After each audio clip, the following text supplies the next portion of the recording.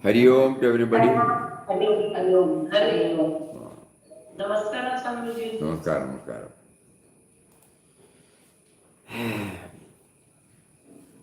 Hope nobody has forgotten about what we had on the Saturday. That was related to chapter number? Today is 1. 1. Chapter 2 we have already gone through it exhaustively. So now let us try whether we remember any of these things.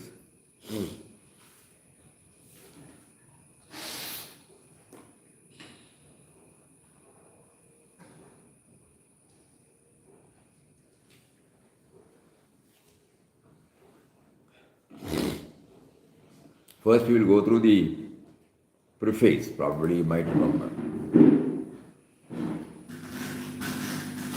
This chapter is not just the philosophical bedrock for the structure, but a practical guide for everyday living.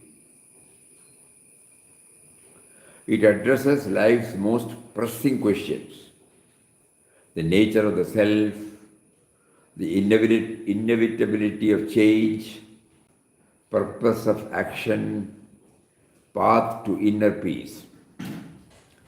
At its heart lies a timeless promise: liberation through self-awareness, right action, equanimity. This write-up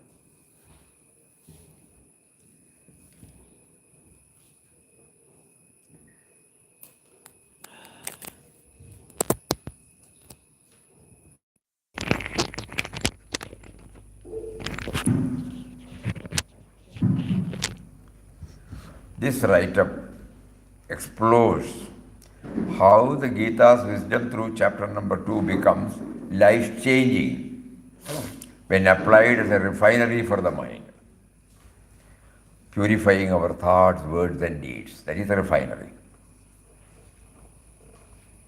The crude oil, when it is subjected to go through a process of refining, it comes out in the various forms of byproducts. Similarly, our mind. Thoughts are there in the crude form. It is not clear. Disturbance. You think then presentation is also not there.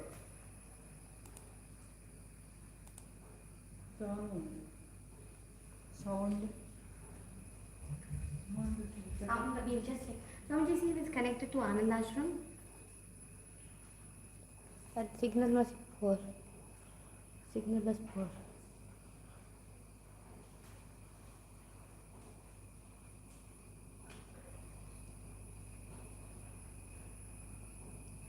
Signal will be better here.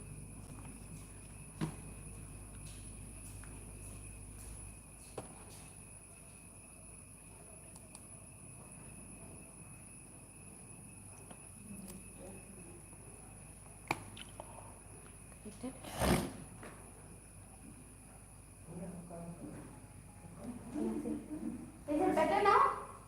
Now it is. Yes. There.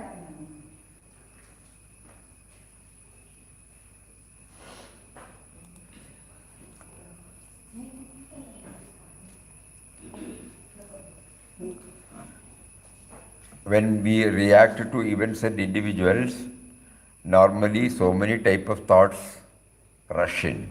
Likes, dislikes, rights, wrongs, preferences, priorities, Like that so many things are. If it comes out just like that, then it is in a crude form. But suppose it is made to go through a process. Swamiji, not in the call, got dropped off. Eh? Swamiji got dropped out of the call.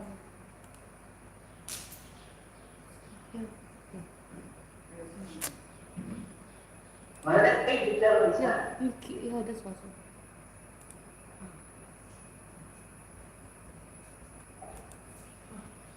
Yes.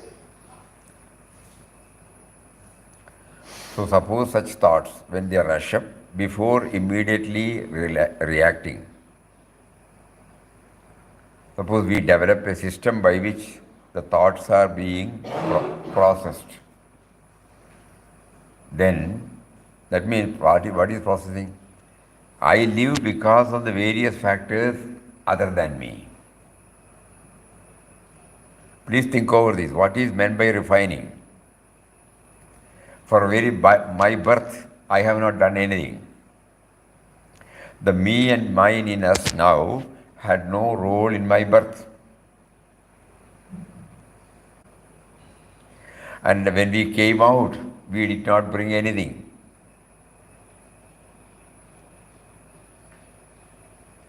Whatever that is absolutely necessary in the form of Mother Nature, in the form of air to breathe, water to drink, earth to exist, space to move about, 98.4 degree temperature, all the sun, rains, metals, minerals, gases, vegetables, we have not done anything. Without which I cannot survive even for a second.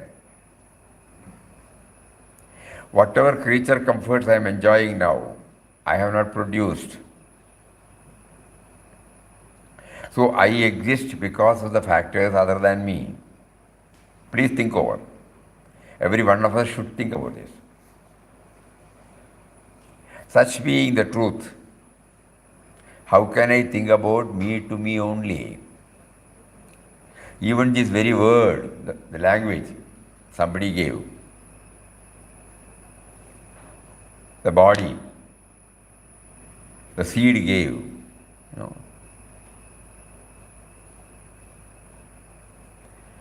whether it is laptop, whether it is mic, whether it is electricity, whether it is building, anything you name it, nothing is done by me. So when I owe everything to factors other than me, how can I think about me to me only? If I think about me to me, that is in the crudest form. But when I know that I owe everything to the creation, all my thoughts, all my words, all my deeds should also be beneficial to the creation. That is called refinement.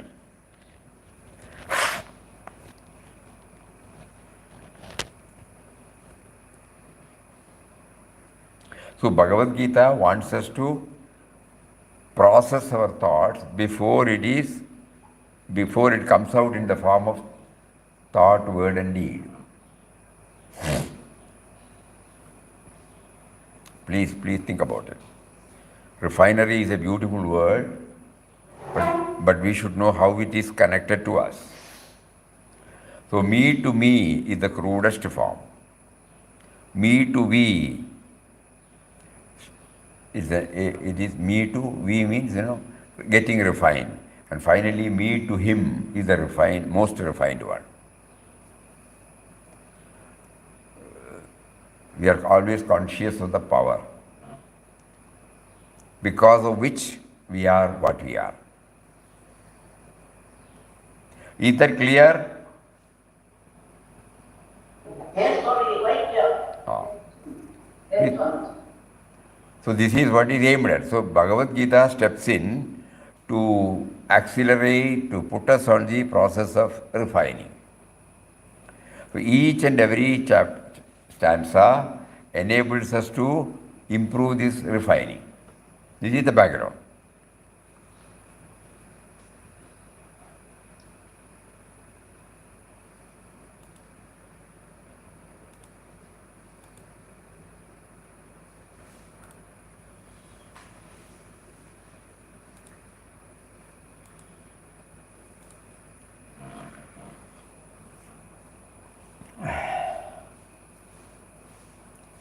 So this write-up explores how the Gita wisdom through chapter 2 becomes life-changing when applied as a refinery for the mind, purifying our thoughts, words and deeds, moving beyond reverence and ritual. The Gita becomes a living force, guiding us through the 4 pillars of existence: individual, family, profession, society.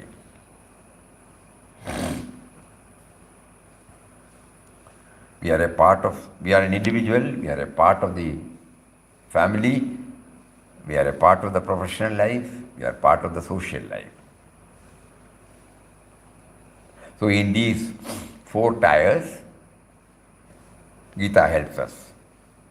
Set against the symbolic battlefield of Kurukshetra, chapter 2 shows how inner conflicts, meaning between duty and desire, fear and faith, can be resolved by anchoring ourselves in the imperishable Atman. The teachings urge us to perform our Swadharma with clarity, act without attachment to results, master our senses, remain unshaken in success or sorrow. In doing so, we step into Yoga Karmasu Kaushalam, skill in action, efficiency infused with awareness. Each section of the write-up connects selected shlokas from chapter 2 with the real life incidents that reflects its relevance in day-to-day challenges, be it professional failures, family decisions, emotional setbacks, or social dilemmas. These stories bring the shlokas to life, revealing the Gita's practical utility in cultivating resilience, compassion, responsibility, and self-mastery. Through themes such as detachment, mindfulness, humility, perseverance, and transformation, this work shows how the Gita is not just a scripture to revere, but a compass to live by. As we internalize its message, it leads us from confusion to clarity, from restlessness to peace, from the ego-bound existence to liberated living. Let us begin this journey where the Gita truly begins, not just to understand how to live, but to learn how to live well, wisely, with a purpose.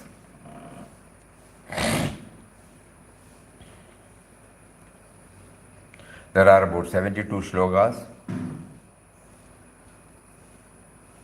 At the moment, he has prompted us to concentrate upon 20 shlokas. Before we enter into that, those who are coming for the first time, they can have a look at the chart. Sloga number is given, topic, clues to incidents, the first line of the sloga, which segment it relates to.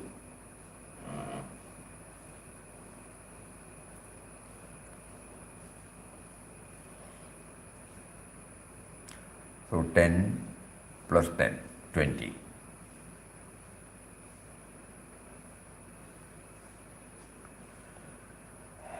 Many of you might be remembering,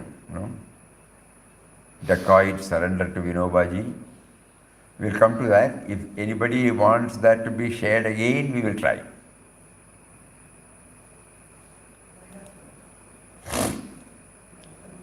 will become a revision probably. Something. It will be a revision again. Again. Because they changed something. No, if it is needed, we will do that. Let us see.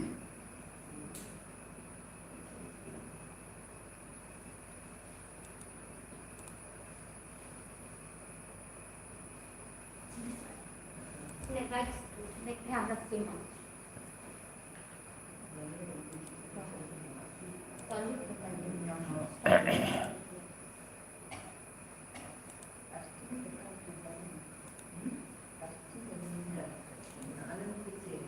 Go to that. So open the file first. Wait.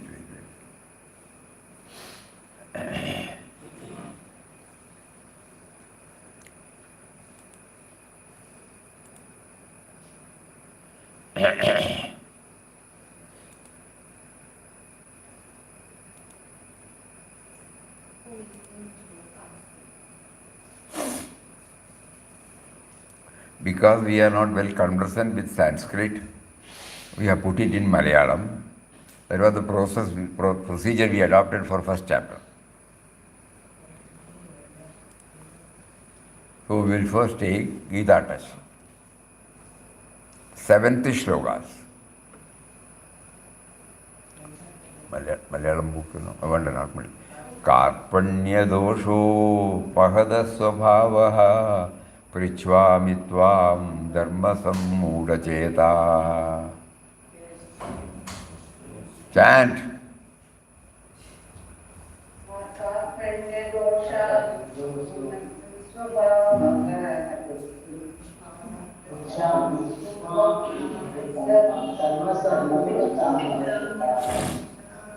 My very nature is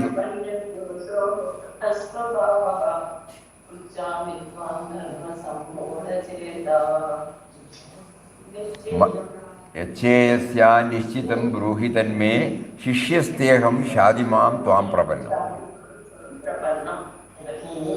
This is a very important, very important sloka.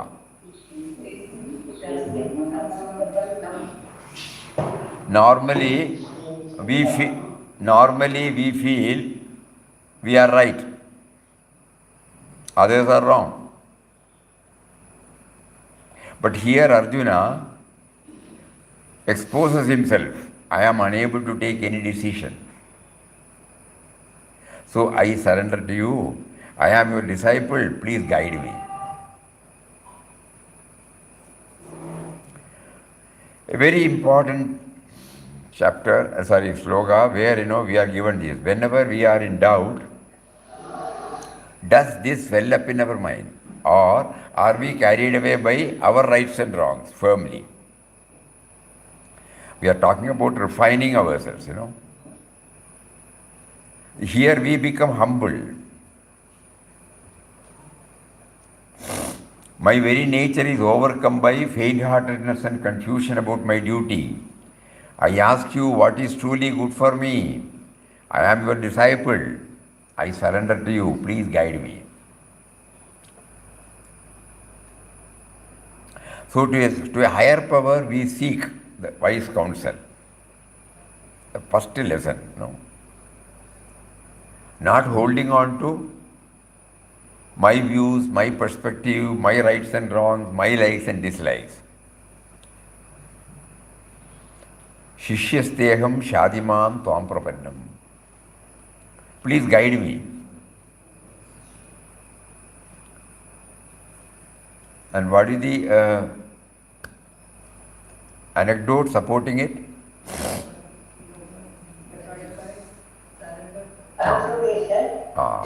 Yeah. Dacoits.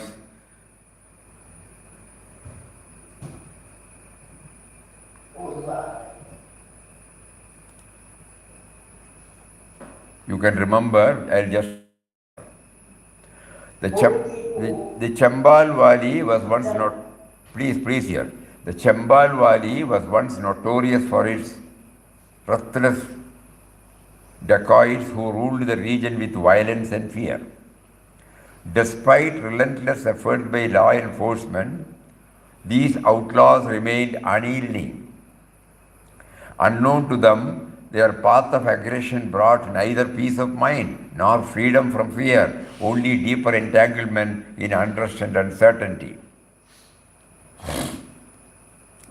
So none of them joined the mainstream of life. They are always under pressure. Somebody will catch hold of me. And others are also upset. If we pass through the area, the robbing will take place, killing will take place. That was the system, condition in 60s. Why 60s? 60s, yeah. Before that it was very horrible. Then slowly it changed. How did it change? It was in this turbulent backdrop that Acharya Vinoba Bhave took a bold and compassionate step.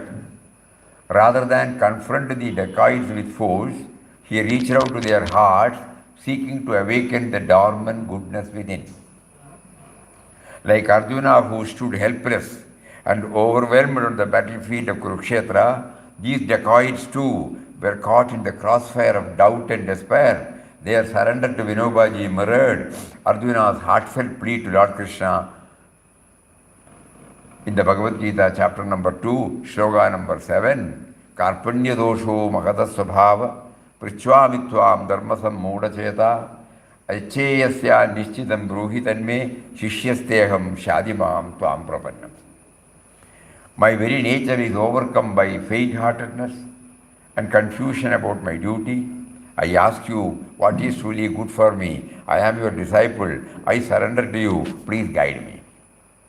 In a historic moment in May 1960, deeply moved by this message of love, repentance, and transformation, a group of dacoits voluntarily surrendered their weapons to him. This act marked not merely a surrender of arms, but a surrender of ego and a turning inward, a step towards a redefined life. Their transformation remains a profound example of how the purest form of love can reform even the hardest of hearts. It stands as a living commentary on the Gita's message. Real strength lies in self-surrender, inner clarity, and the courage to change one's course towards Shreyas, the higher good. Huh? I muted him by mistake. Huh? It was not so noise. Gauri Shankar Mama, put on your mic again. From crudity to excellence. From crudity to excellence. From crudity to excellence. Yeah. So the first, seventh sloka gives us, it is not merely a sloka meaning, then it has no relevance to us. But when we go deeper into it and we connect it to the world in which we are living, then we find, so whenever I am confronted with such situation where I don't find any answer for myself, I go to the higher authorities, in the sense, persons who is evolved peoples, and then I seek their advice.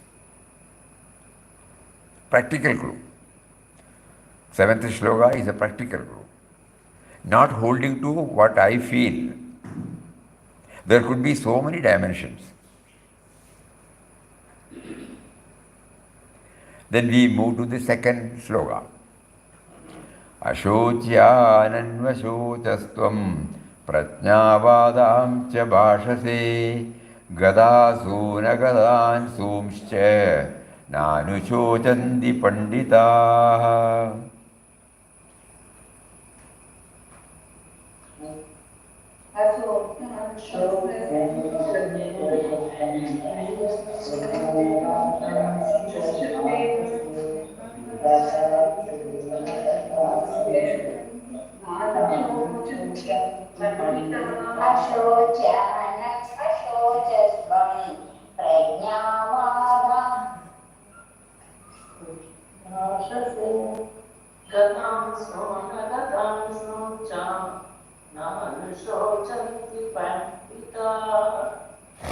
You grieve for those who should not be grieved for, yet you speak words of wisdom. The wise grieve neither for the living nor for the dead. So many things happen, Naturally, when a death happens, there will be a shock. It is natural. But throughout our lifetime, we are not thinking about that. We have to move ahead because everybody had a date. Just as we are not sure, we did not decide the date of birth. Naturally, we cannot also not decide the date of death. And everybody dies.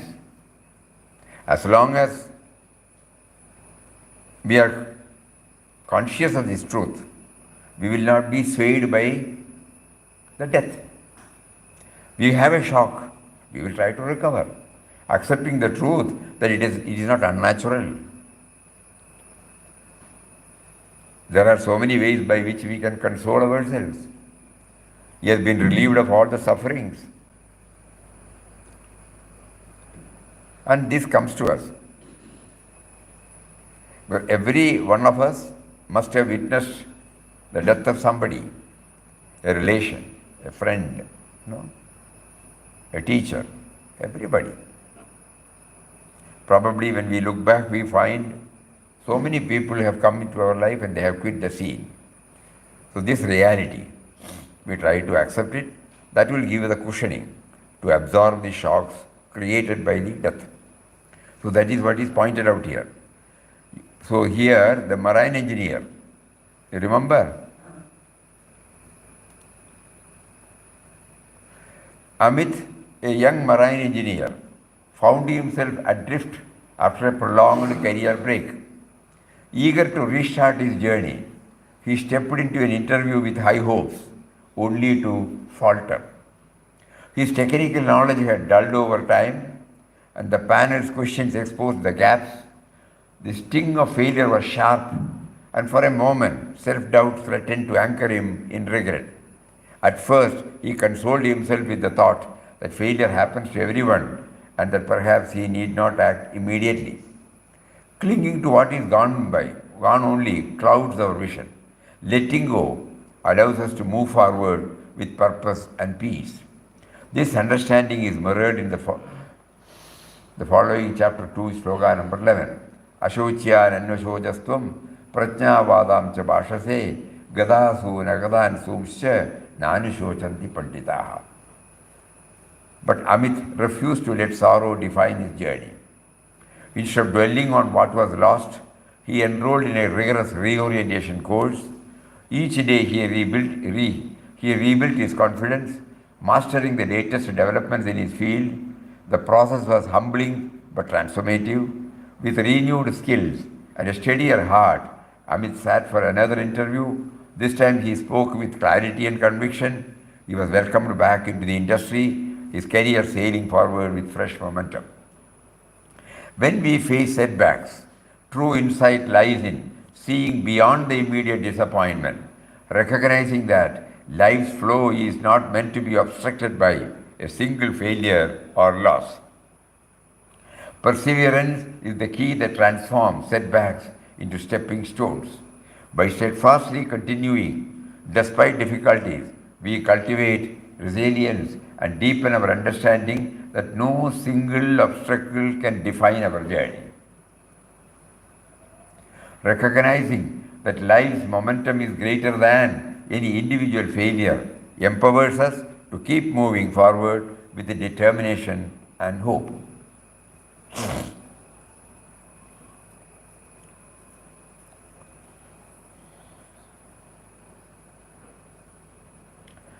So the sloka gave us a tall talk. Now we find, it happens to everybody's life. Setbacks will be there, personal loss will be there. But suppose we are blessed with a mind where to sportively take it and then move forward.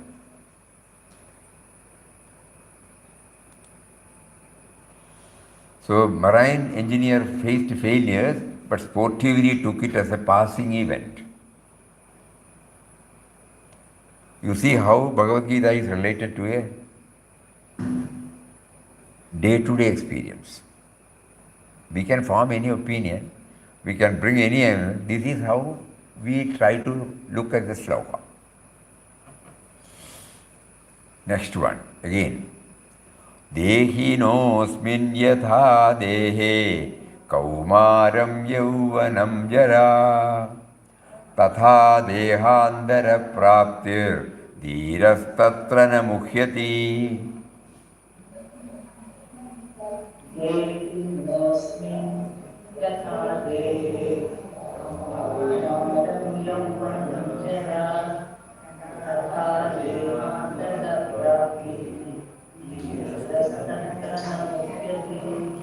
Just as the soul passes through childhood, youth and old age in this body, so too it moves on after death.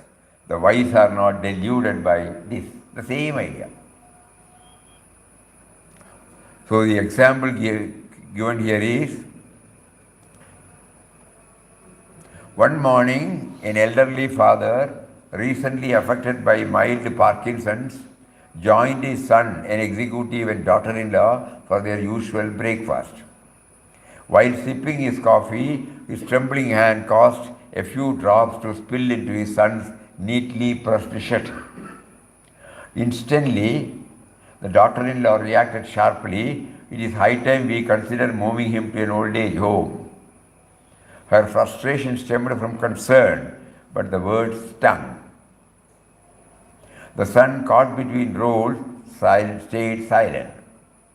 Both worked full time, and the father, though loud, now seemed like a logistical burden. They found a well equipped elder care facility and decided to visit on that Sunday. Their 10-year-old son insisted on joining them. After touring the place and agreeing it would suit the elderly man, the child calmly shared his reason for tagging along. I wanted to see this place so that I can keep you both here when you grow old. His innocent remark struck like lightning. Silence fell.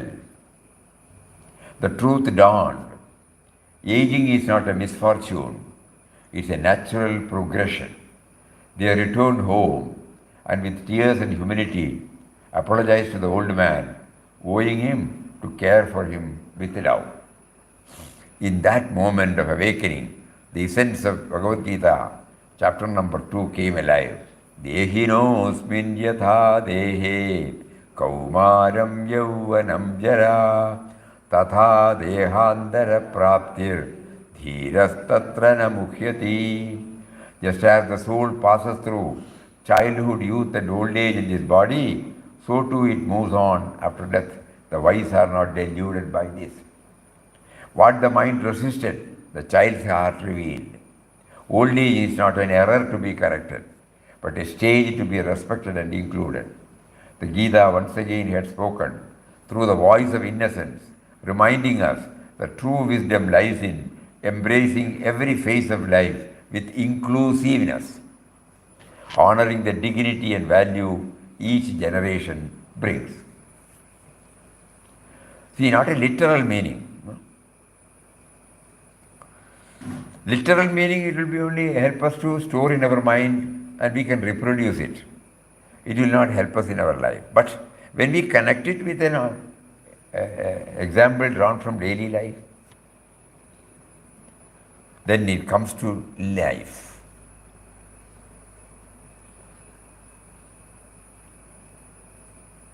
The moment we hear Dehinosmin, we will remember this incident. What was the first incident?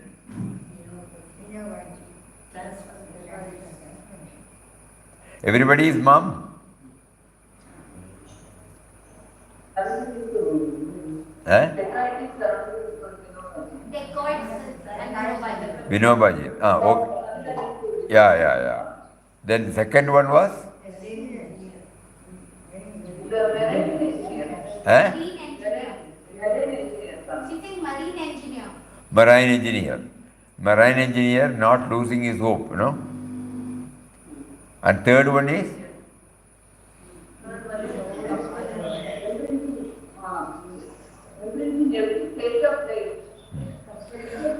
First, the first stanza was?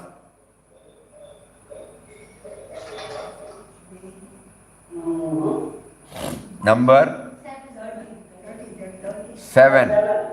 Karpanya dosho makata swabhava. We will try to remember, you know. Agreed, we are not well conversant. We will try. So, 7, Karpanya dosho, Vinobaji's surrender of dacoits to Vinobaji, you know. The second one was?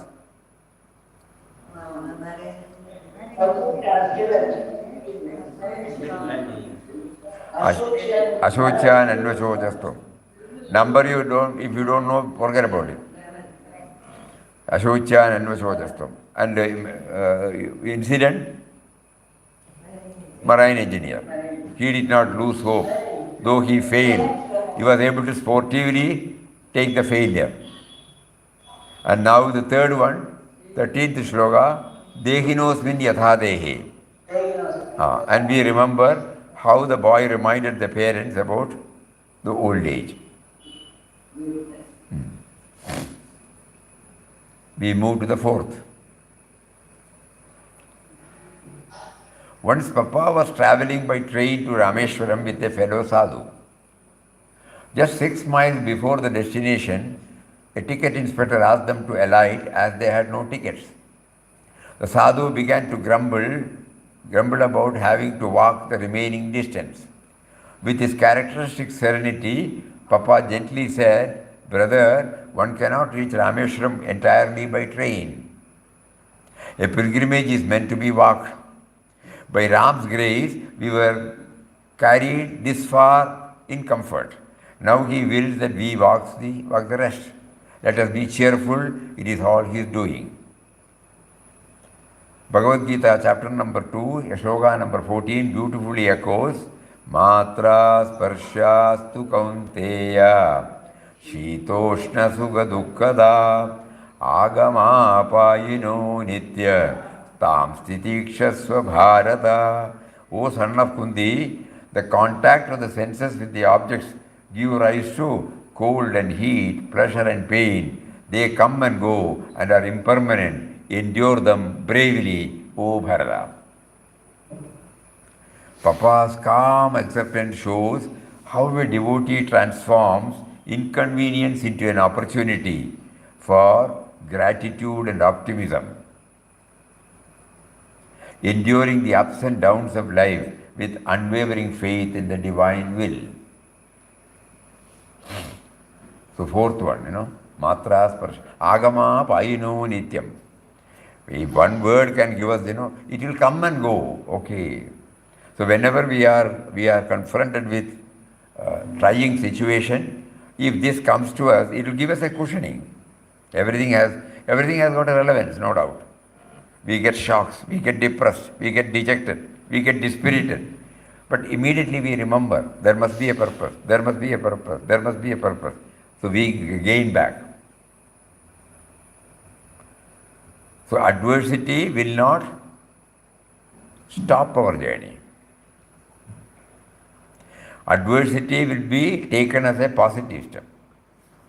Negativity gets the positive color. So it is not that we are just going through the slogas, We are trying to understand the inner meaning and try to connect it with our daily life. This is refinement.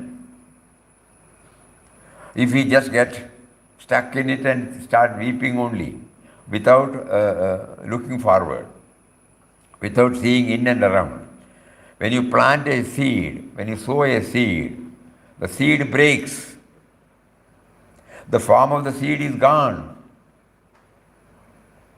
Then only the sprouting takes place.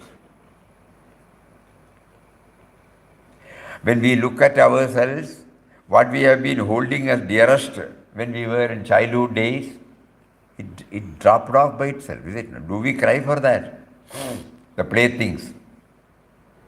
Our priorities and preferences at childhood days, now it is not there with us. Do we hold on to that? Try to think. So this agama payino nityam. Everything comes and goes. At that. It is anitya. Eh? Anitya. Anitya, definitely, anitya. The anitya swabhav, the impermanent nature. That we keep on, we don't know, but we now realize, What was our preference in 4 years or 5 years, then 10 years or 15 years, and what are we now? Many things have gone. We don't cry for that. So to look at ourselves, it gets refined. And we move to the next one. Acceptance, sloga number 16. After the sudden passing away of her father, young Neha was overcome with grief. The quiet evenings they once shared, his firm advice in certain moments, his reassuring smile, all seemed irretrievably lost. Even amidst a crowd, she felt alone. The world, once vibrant, now appeared grey and hollow. During the days that followed, as part of her healing, she was observing what had happened to a few of her friends and relatives. Death had taken place in their family also, and everyone reconciled to the reality and carried on their life. She was prompted to take the Bhagavad Gita book from the shelf, and on a casual gaze, she found the sloga number 16 in Bhagavad Gita, chapter number 2, underlined by her father. Father had underlined this. Nasato vidyate bhavo, na bhavo vidyate sataha, upayorapi drishtondva, tvanayo tattvadarshibhihi.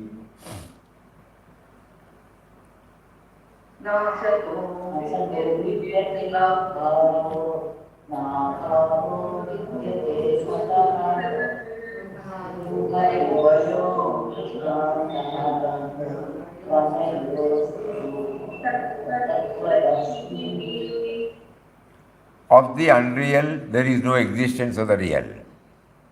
There is no for non-existence. This truth has been seen by the seers of reality. She paused. Slowly the words began to take root. The body may have perished, but the values he lived by, his love, wisdom, integrity, still guided her. She saw him in the way she faced her challenges. In her newfound patience, in her silent prayers, what had truly mattered had not died. It had simply become subtler, deeper. This realization did not erase her pain, but it transformed her grief. She began to understand that the perishable form had ended, but the imperishable essence remained, shaping her silently from within.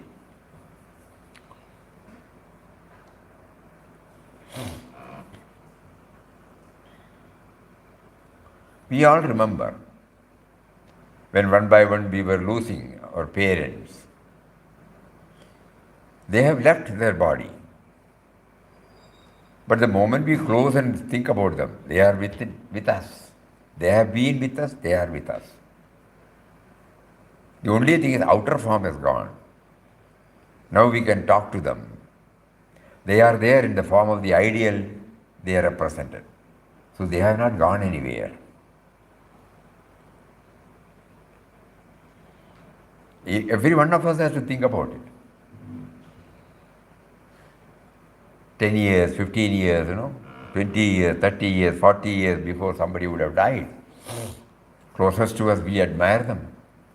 But still, they are very much alive with us. The moment we close, their form comes. What they have left in our mind, that is also there, untouched, undying. So suddenly we become alive to the fact. So only the outer form has gone, they are still living in our mind. Think about it, please.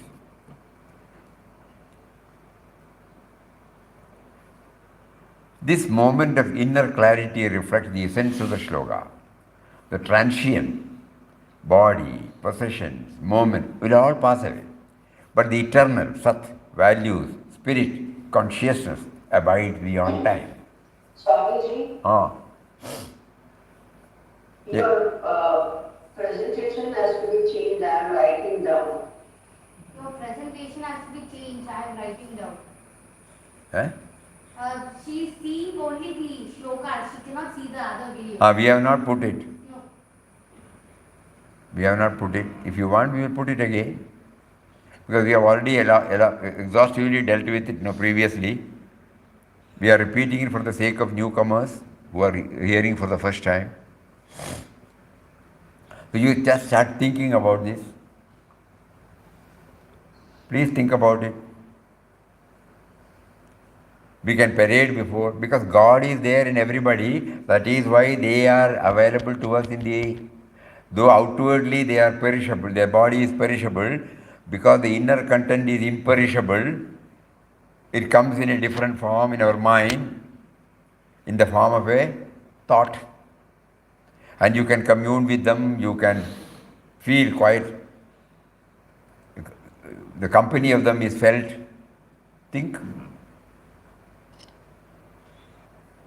What has gone only on the body, but the spirit continues to come to us through that form. because the spirit is immortal.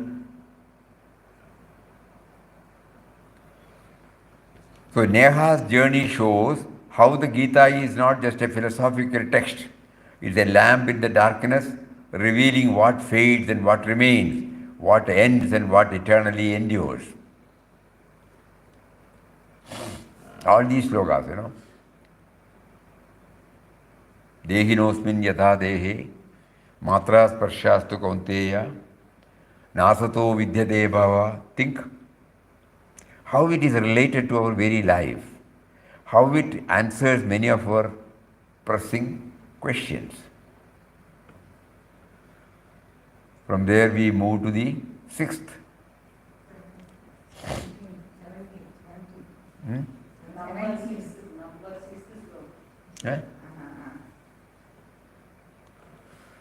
Shloka number 17, invariant.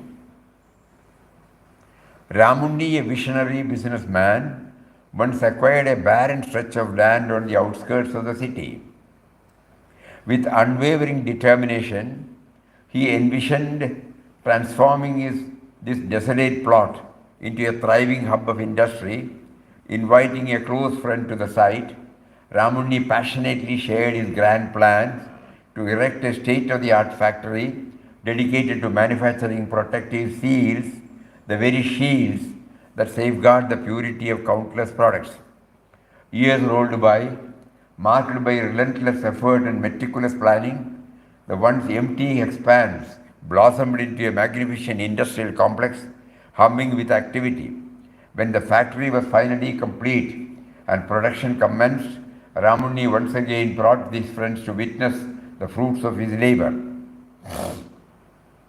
This time his conversation revolved entirely around the impressive buildings, the advanced machinery, and the bustling departments. Every detail of the factory's operation was proudly highlighted. Not a single word was uttered about the land beneath it all. Sensing this omission, his friend gently posed the question, Ramani, you speak so eloquently about the factory, what about the land on which it stands? Ramani paused, momentarily at a loss of words. The realization dawned, whether acknowledged or not, the land remained the foundation of everything. Even if the factory were to cease operations or be demolished, the land would persist unchanged, indestructible. If the business were sold, the land would still endure, its existence unaffected by the fate of the structure above. Very important point, This simple truth mirrors a profound spiritual message found in Bhagavad Gita, chapter number 2, shloka number 17. Avinashitu tadvidhi yena sarvamitam tadam vinasham avyavastyasya nakaschit kartrum arhati. That which pervades the entire body, know it to be indestructible. No one can cause the destruction of the imperishable soul. If we just go with the sloga, it's okay. But how will it serve us? Now, when we buy a site, we choose. It's a corner site, very near to the main road. It's so many advantages. We feel happy about it. Then we put up a structure. As soon as the structure is put, none of us will remember the site. The site is indestructible. Building can be demolished, modified.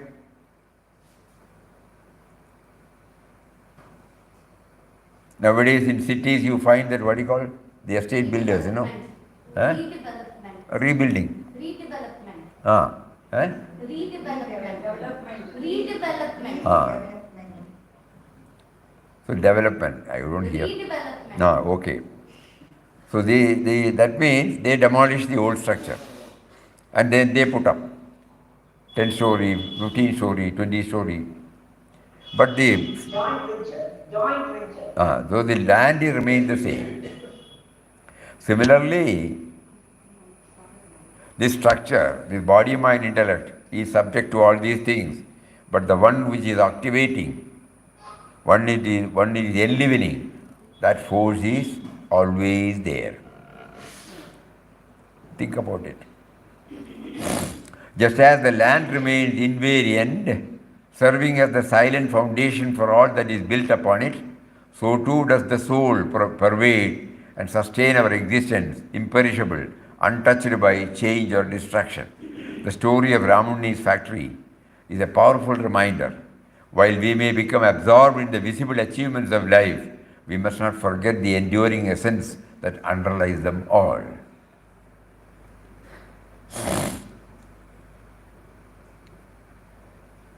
One more sloga, okay. Slogan number 22, reconcile. Sanjana, a skilled classical dancer, had been deeply attached to her art form since childhood. For years she trained rigorously, performed on prestigious stages, but a serious knee injury forced her to stop dancing altogether. Her world, once filled with rhythm and grace, now felt hollow and still. Initially, Sanjana resisted change. She could not imagine life without dance. It had been her identity, her expression, her joy. But as time passed, she began to reflect more deeply. Was dance her only identity? Or had it simply been one expression of the soul's creative energy? Gradually, she took up teaching, then moved into choreographing and mentoring young aspirants. To her surprise, the same joy she once found in performing now flowed through her in a new role. She had shed one form of expression and stepped into another, richer, more expansive. Her journey mirrors the wisdom of Bhagavad Gita, chapter number 2, shloka number 22. Vasamsi jirnani yatha vihaya navani grinani naroparani तथा शरीराणि विहाय जीर्णानि अन्यानि संयाति नवानि देहि.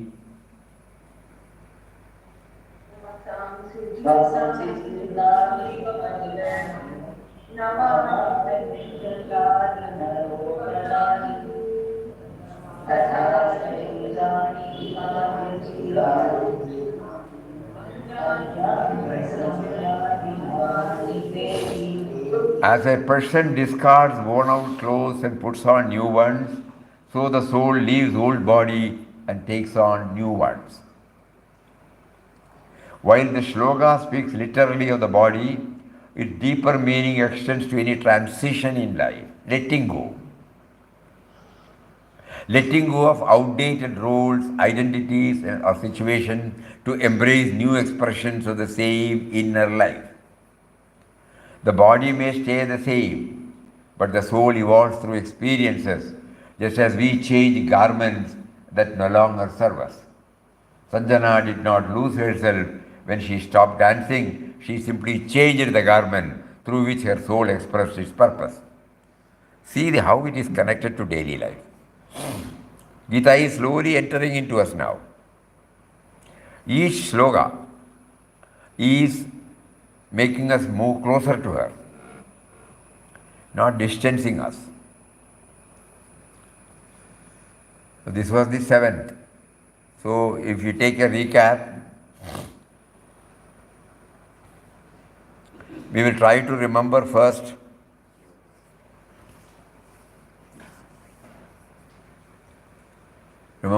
what?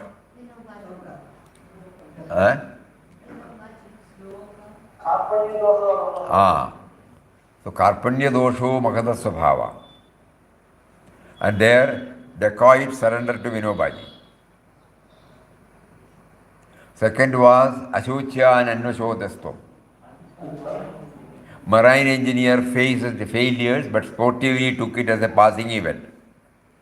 Dehinosmin Yatha Dehe, couple realizing aging as a natural phenomenon. Matra sparshastu kaunteya.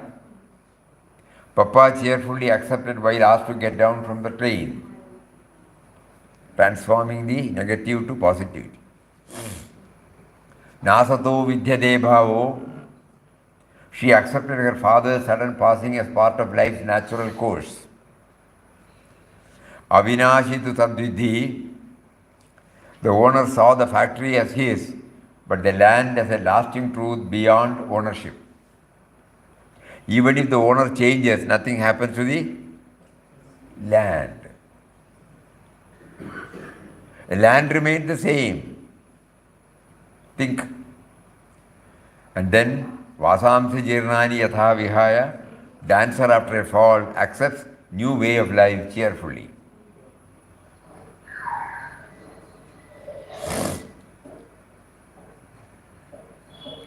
The rest of the stanzas we will take it up tomorrow because it is too heavy if we just read and go. Please ponder over this. These stanzas, let us try to learn by heart along with these clues. Then only we will be able to understand. So 7th sloka is related to dacoit surrender. 11th sloka is related to the marine engineer who lost in interview and how he got back. And then 13th sloka reminds us about the couple realizing that aging is a natural phenomenon. They were about to send their father to an old age home. And the 14th, Papa cheerfully accepted while asked to get down instead of grumbling or complain. Matra sparsha. Then the 16th, Nasato vidyade bhavo.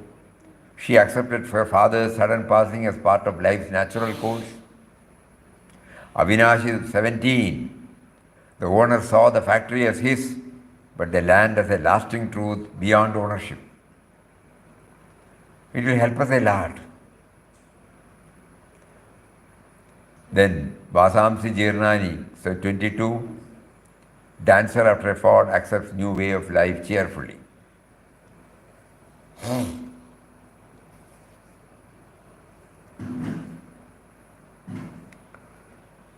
Now tomorrow. We were able to understand that this space was indestructible. Huh? Now we understand that this is also indestructible. I have no idea what he's trying to say, Swamiji. It's not audible. Who is- Vivekanand uncle, please repeat what you said, no? We were able to understand that only space was indestructible. But we understand from Gita that the gravity is also indestructible. He's talking about something indestructible, but rest of the stuff I could not understand. Who? Vivekanand uncle. Padmama, did you hear anything? Now, we were able to understand yes, that space was indestructible. Permanent space is permanent. Now we see that the gravity is also permanent. You can't. Padmama, what did he say? He's saying that he thought only space was indestructible. Now even the earth, the ground is also indestructible. He thought first only space was indestructible. Now he realizes even the earth is indestructible. Exactly. We may buy an acre and 1 acre means 43,700 odd square feet. We split into 400 square feet, so you get so many sites. But you are only splitting it, but the earth remains the same. Think. It is indestructible. God is placing before us all these things, but we are unaware. Think about it. So each one conveys, So we are trying through the lens of Gita, the lesson that we learn, the lesson that is taught to us, through all these that are in front of us, not something that is in our mind. It is not theory, 100% practical. The only thing the mind should interpret it in the light of modern thoughts and modern needs. That is why, Swami Ranganathan Ji Maharaj, when he wrote Bhagavad Gita commentary, the book title was Universal Message of the Bhagavad Gita in the Light of Modern Thoughts and Modern Needs. Then only we become accessible, or it becomes accessible to us. Otherwise, it is some sloga, we also don't know Sanskrit. We revere them because our elders revered them. Beyond that, no. It is in the shelf. Now we are taking it out from the shelf and bringing it to the self. From shelf to self, from reverence to relevance. More of it tomorrow. In the meantime, kindly go through this 10 plus 7. 10 of first and the 7 of second. Tomorrow we may not be able to complete the entire 20. Whatever is possible, we will try to go slowly, and then we will try to hammer this into our brain, that how a few slogas, when we plumb deep, how it is related to our day-to-day life. Hari Om. Om Shri Ram Jai Ram Jai Jai Ram. Om Shri Ram Jai Ram Jai Jai Ram. Om. Wait, you know.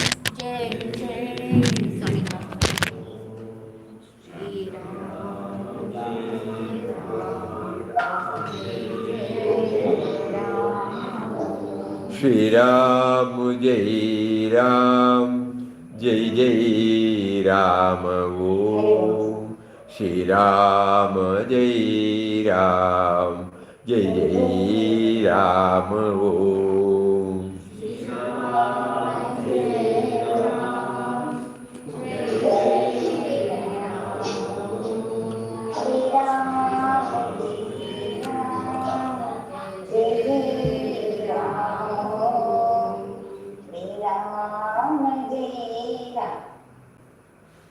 Shri Ram, Jai Ram, Jai Jai Ram. Hari Om, Hari Om to everybody. Pranam, Pranam, Pranam. Pranam, Pranam, Pranam.